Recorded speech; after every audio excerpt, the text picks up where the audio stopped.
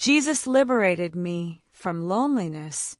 The silence in my apartment was a physical presence, a heavy blanket that smothered me each evening. I was surrounded by people all day, yet in the crowd and even in my own home, a profound loneliness clung to my soul.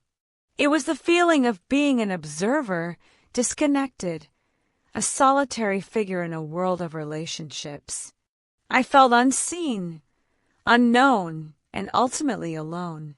One night, in the midst of this aching quiet, I opened the scriptures and read words that seemed to speak directly into my emptiness. I read about Jesus telling his disciples it was for their good that he was leaving them. I couldn't understand that. How could his absence be good? But he said he would send an advocate, a comforter. Then I read his final command, go into all the world, and the final, staggering promise that followed, and surely I am with you always, to the very end of the age. My loneliness was rooted in the belief that I was alone. But these verses revealed that was a lie. His physical departure was not an abandonment. It was the necessary prelude to a more profound, universal, and permanent presence. He ascended to heaven not to leave us, but to fill us.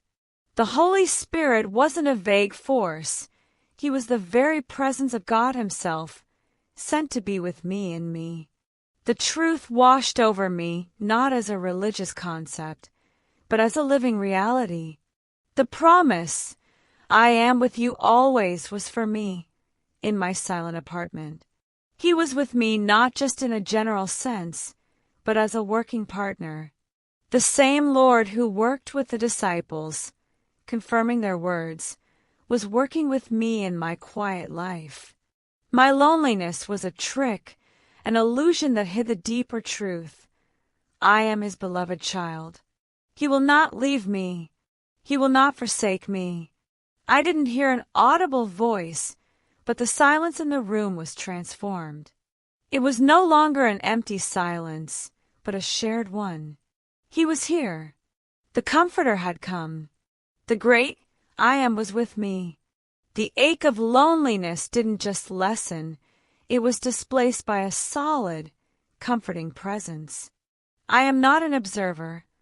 I am a witness sent into my world, and I am never ever alone.